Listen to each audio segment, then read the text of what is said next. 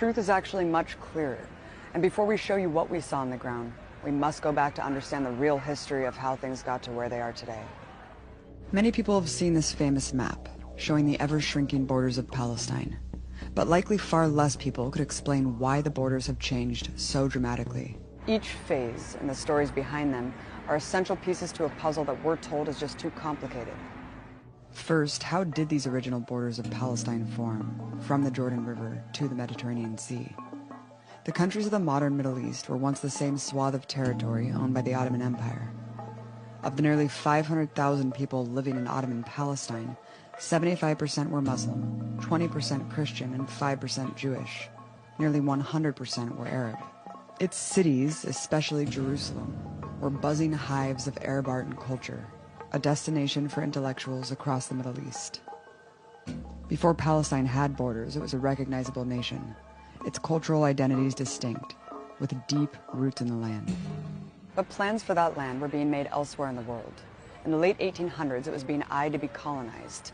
In the United States, Europe, and Russia, anti-Semitism was a dangerous and growing force. Mob killings of Jewish people were a regular occurrence. In this climate of terror began what is known as Zionism, or the belief in an exclusively Jewish state to be established somewhere in the world.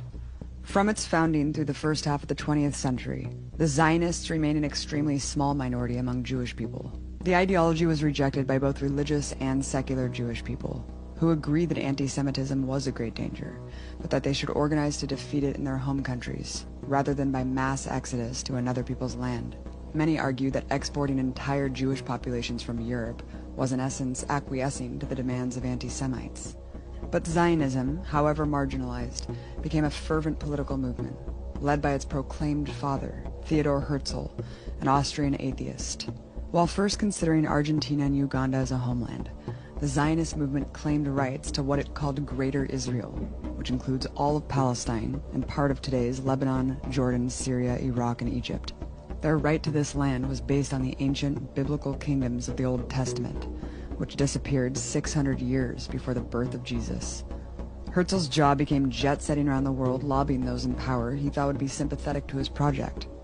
The Zionists, more than anything, needed money to fund settlements, and ultimately a decree from the world's colonial powers. Herzl wrote to the Grand Duke of Baden, "If it is God's will that we return to our historic fatherland, we should like to do so as representatives of Western civilization and bring cleanliness, order, and well-established customs to this plague-ridden, blighted corner of the Orient."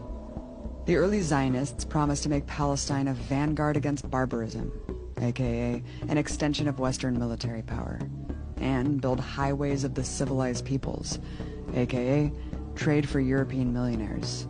The center of the campaign for the creation of Israel was the slogan, "A land without a people, for a people without a land." The assertion that there were no people in Palestine prior to Zionist settlements became the keystone of their policies. They were always very well aware of the people there. In the words of another leading Zionist, Israel Zangwill, Palestine is not so much occupied by the Arabs as overrun by them. From its inception, political Zionism was not only a plan for colonization and expansion, but one of expulsion of the land's indigenous inhabitants. Much of historic Palestine was semi-feudal, with farmers living and working on land owned by wealthy individuals who lived far away in fancy cities of Syria and Jordan. Zionist settlers began purchasing this land in 1882. Many evicted its indigenous people to build the first settlements. Despite Jews, Muslims, and Christians living in relative harmony for thousands of years, this sprouted immediate tension and conflict. With the Zionist project getting a slow start, a new opportunity presented itself with the outbreak of World War I. Herzl and his partners knew the victors would be slicing up the colonies of the losers, which included Palestine. Aristocrats from Great Britain, France, and Russia were secretly carving up the Middle East amongst themselves. The infamous Sykes-Picot Agreement drew new borders, creating Jordan, Lebanon, Syria, and the first formal borders of Palestine. It was put under British colonial control. Riots in Jerusalem protested the takeover by yet another empire.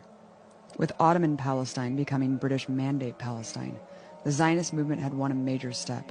With the flick of a wrist, a small group of British lords issued the Balfour Declaration, pledging to help achieve this objective. The British made it much easier for well-funded settlement projects to take more Palestinian land, dispossessing even more people.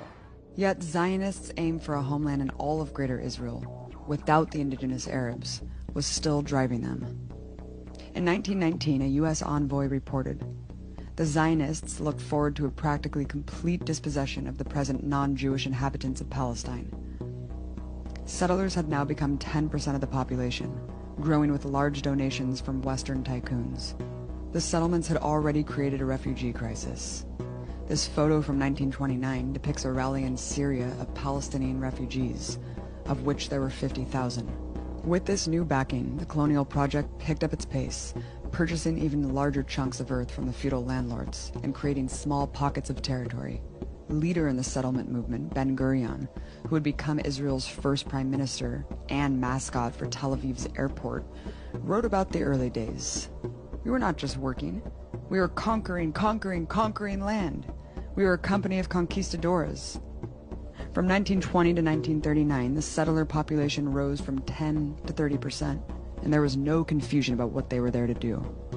As Gurion himself said, "We must expel the Arabs and take their places." Throughout these years, Palestinians launched several attacks on the encroaching settlements. Big clashes between settlers and Palestinians in cities grew deadly, killing many on both sides. But an era of wildly disproportionate death was about to begin. In 1936, the Palestinians launched a mass general strike. Protests lit up in numerous cities, and the strike held strong for 6 months. While initially peaceful, the British occupiers responded by declaring martial law. They recruited Zionist fighters to join them in raiding and attacking Palestinian villages. Scores of dissidents were executed. The strike evolved into an armed uprising against British rule. The British, along with their Zionist partners, used a strategy of blowing up thousands of Palestinian homes. On a single day in the village of Jaffa, they demolished over 200. This uprising was drowned in blood by the sheer force of the British imperial machine by 1939. 5,000 Palestinians were left dead. On the other side, 300 settlers and 250 British soldiers. It was through this bloody repression that the Zionists formed a bona fide armed forces, with thousands of them who were trained and armed by the British Army. In reality, it consisted of 2 wings. The Haganah, the official military force recognized by British authorities, and the other, a more radical wing, the Zionist militias. The biggest, the Irgun, with membership in the thousands. The Irgun was a more hard-line terrorist organization that mostly targeted Palestinians, bombing civilian markets and more. Years later, they would also start attacking British soldiers. Their most famous attack was the bombing of the King David Hotel, murdering 91 people, among them 17 Jews. This ruthless approach of the Irgun was so popular in the settler consciousness that one of its head commanders, who presided over many massacres, would later become Prime Minister of Israel, Menachem Begin. Albert Einstein and dozens of other Jewish academics and icons published a letter in the New York Times describing Begin's movement as a political party closely akin in its organization, methods, political philosophy, and social appeal to the Nazi and fascist parties. As both the Haganah and the Irgun advanced colonization, their goal remained clear. President of the Jewish National Fund, a group designated to reclaim the land of Israel, Joseph Weitz, wrote in 1940, "There is no room for both people in this country, and there is no way, besides transferring the Arabs from here to neighboring countries, to transfer them all. We must not leave a single village, a single tribe." The unprecedented genocide by the Nazi cancer killed at least 6 million Jewish people. Millions more were exterminated for their nationality, for being gay, leftists, and more. The utter fear the Holocaust unleashed greatly popularized the formerly fringe ideology of Zionism to large sectors of Jewish society. Finally, in 1947, the 70-year-long lobbying campaign to be granted a formal state came to fruition. The British Crown turned its colony of Palestine over to the United Nations, which cut it into pieces, changing this phase of Palestine's map, speckled with small dots of settler territory, into this, the Jewish state of Israel, which was created on top of another country, gifted with 55% of its land. Palestine was cut into 3 separate parts, and the capital of Jerusalem, the center of Palestinian life, became a UN-controlled international zone. But there was a big problem for the Zionists. Their new state was still 40% Arab. This was an unacceptable notion for Ben-Gurion and other Israeli leaders, who stated, "There can be no stable and strong Jewish state so long as it has a Jewish majority of only 60%. The audacious act of plopping a European settler state on top of an Arab country while excluding the native population from the discussion and decision sparked outrage throughout the Arab world. Resistance to it escalated into a full-blown war in 1948. Months after the war began, the Haganah and Irgun launched a joint campaign to address another problem, called Plan Dalet. Plan Dalet targeted the most passive, peaceful communities so that all Palestinians would flee. The series of terrorist attacks and mass expulsions that followed is known as the Nakba, or the catastrophe. The infant year of the State of Israel was one of widespread, vicious massacres. Deir Yassin, a village with no reported resistance, was stormed by settler militia. They bombed homes, committed mass rape of women before executing them, and other atrocities. One child survivor tells the harrowing account of his entire family being lined up and shot, including his mother, as she breastfed her newborn baby. 200 people were murdered. According to a Red Cross official who visited the site days later, here, the cleaning up had been done with machine guns and hand grenades. It had been finished off with knives. Just 12 days later, Jewish forces bombed and raided the heavily populated city of Haifa, while sadistically broadcasting horror recordings over loudspeakers of Arab women wailing, and messages like, "Flee for your lives. The Jews are using poison gas and nuclear weapons." In Abu Shusha, Israeli forces attacked and occupied the village. The Palestinians that stayed in their homes were punished with rape and hacked to death with axes. Fleeing villagers were shot on sight. 60 people were officially killed, but years later, 52 more bodies were found in a mass grave. Al-Dawayima was also captured by Israeli forces, who murdered its men, women, and children. 200 bodies were found, with another 250 missing. Days later, Israeli troops marched into the village of Saliha and blew up a mosque, killing the nearly 80 people taking refuge inside. After the remaining villagers were ordered into the square, Israeli troops unleashed a rain of bullets upon them from machine guns mounted on armored vehicles, murdering another 70 people.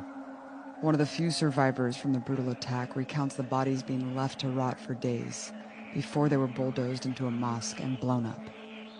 Those who tried to resist in any way were collectively punished. One of the bloodiest of the massacres during the 1948 war was in the town of Lydia, where soldiers indiscriminately killed nearly every civilian in sight after gunshots were allegedly fired from a nearby mosque. State forces threw grenades into windows and shot those escaping their burning homes. According to Israeli military sources, 250 people were killed in just 30 minutes. This terror campaign largely accomplished what it set out to do. In each of these villages, and in hundreds more, the Arab population left in its entirety. Eyewitness British General John Bagot Glubb doesn't hide the colonial savagery. It would be an exaggeration to claim that great numbers were massacred, but just enough were killed, or roughly handled, to make sure that all the civilian population took flight. Senior Israeli officer Yosef Namani wrote that in some villages, Palestinians greeted them with white flags and food. After seeing them executed, he said, "Where did they come by such a measure of cruelty? Like Nazis? Is there no more humane way of expelling the inhabitants than such methods?" Nearly 800,000 fled their homes in this barrage of violence. More than half of the Arab population in all of Palestine, and 80% of the Palestinians within the new Israel. They were forced into other countries and packed in refugee camps.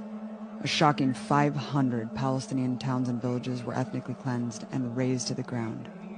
The rubble would be the foundation of the new Israeli settlements. Moshe Dayan, a military commander in the 1948 war and national icon, stated, "Jewish villages were built in the place of Arab villages. You don't even know the names of these Arab villages, and I don't blame you, because the geography books no longer exist. Not only do the books not exist, the Arab villages aren't there either. There is not one single place built in this country that did not have a former Arab population." In this brutal rampage, the military already seized half of what had been allotted to the Palestinians. By the end of 1948, Zionists had conquered 78% of Palestine. Palestinians now left with only 22%. While some in the Palestinian resistance carried out their own attacks on civilians during the war, nothing compared to the scale of Israeli crimes during the Nakba.